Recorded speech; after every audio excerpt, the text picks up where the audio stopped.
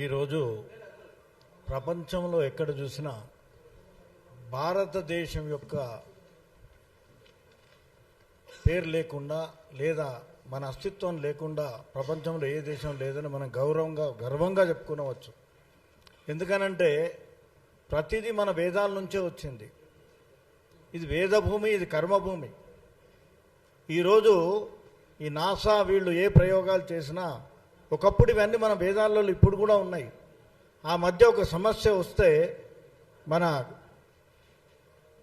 శంకరాచార్యుల వారు పోయి అక్కడ ఉండేమిటంటే దాన్ని సరిదిద్దిన సంఘటన కూడా ఉన్నది. అంటే ఇవన్నీ మన వేదాలలో నిక్షిప్తమై ఉన్నది. కాలక్రమేణా మనం వాటికి కొంచెం దూరం కావటం, కేవలం ఒక వర్గం వారే దాన్ని ఇంకా కాపాడుతూ పోతున్నారు.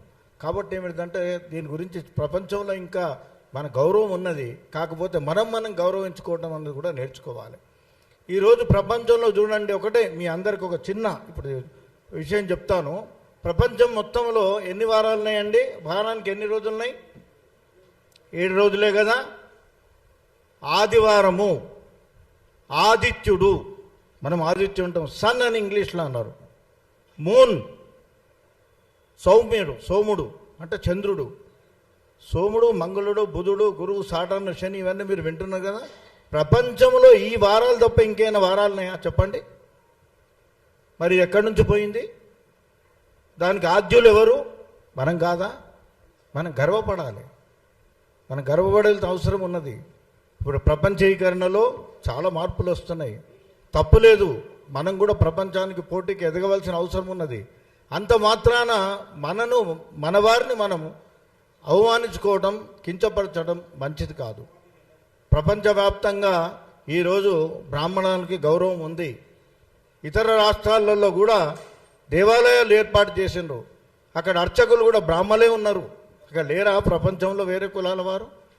బ్రాహ్మడు అంటే కేవలం అర్చకుడు అని అంటే జీతం కొరకో దీని కొరకో కాదు.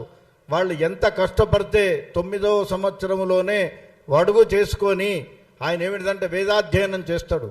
వేదాధ్యయనం చేసి 12 సంవత్సరాలు కనీసం వాళ్ళు వేదాధ్యయనం చేసి తల్లిదండ్రులకు అన్ని సుఖాలకు దూరంగా ఉండి హస్త కష్టాలు బట్టి వేద విద్య నేర్చుకుంటారు.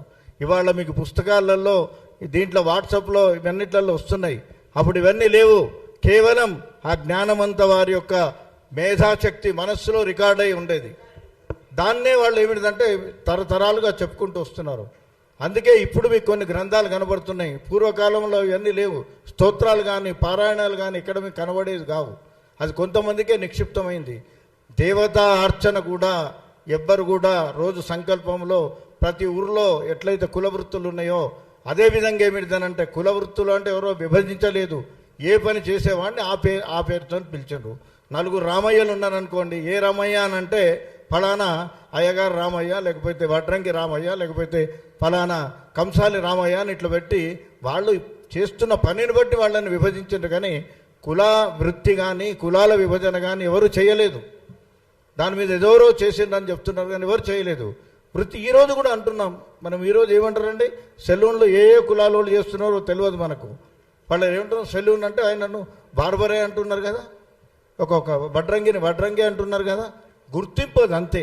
వాళ్ళు చేస్తున్నటువంటి వృత్తికి గుర్తింపు, అంతేగాని ఎవరు విభజించలేదు. కులాలు మేము సృష్టించలేదు, బ్రాహ్మణులు సృష్టించలేదు, వేదాలు సృష్టించలేదు.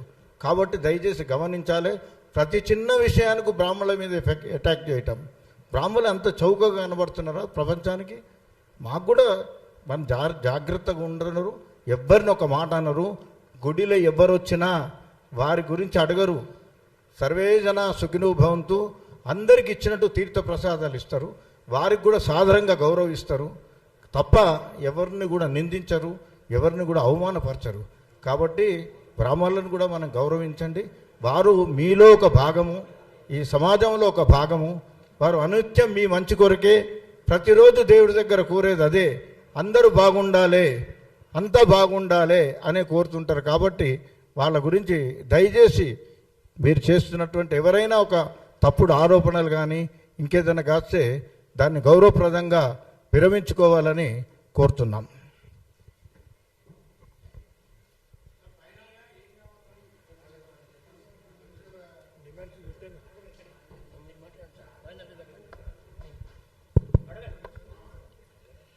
ఫైనల్గా కృష్ణమాదేవి గారు వారు చేసిన వ్యాఖ్యల్ని బేషరతుగా వెనక్కి తీసుకోవాలనేది ఒక డిమాండ్.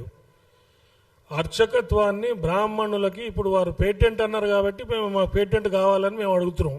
ఇప్పటివరకు లేదు అది, ఇప్పుడు పేటెంట్ కావాలని చెప్పి మేము అడుగుతున్నాం. అదేవిధంగా ఎస్సీ ఎస్టీ అట్రాసిటీస్ యాక్ట్ ఉంది, అట్లనే బ్రాహ్మణులకు కూడా ఒక అట్రాసిటీస్ యాక్ట్ కావాలని మేము అడుగుతున్నాం. మమ్మల్ని వారు గుర్తు చేశారు, ఇవన్నీ మీరు అడగండి అని వారు మమ్మల్ని తట్టి లేపారు. అదేవిధంగా ఈ రిజర్వేషన్ వ్యవస్థని మొత్తం తీసేసి ఎవరికి జ్ఞానం ఉంటుంది, ఎవరికి తెలివి ఉంటుందో మీరు పెట్టండి. ఎకనామికలీ బ్యాక్వర్డ్ అని ఒకటే ఒక రిజర్వేషన్ ఉండాలనేది కూడా మా అందరి డిమాండ్. Thank you.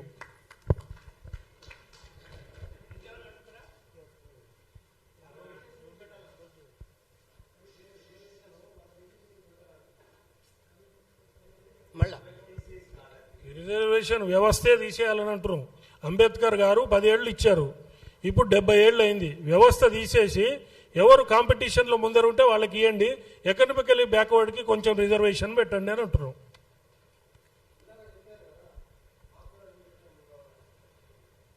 ఇప్పుడు వెనకబడిన దాంట్లో బ్రాహ్మణ జాతి ఎక్కువ ఉంది కాబట్టి మాకు కూడా రిజర్వేషన్లు కావాలని అంటున్నాం. ఎందుకన్నామంటే ఆ కంటెక్స్ట్ మీకు చెప్తాను నేను.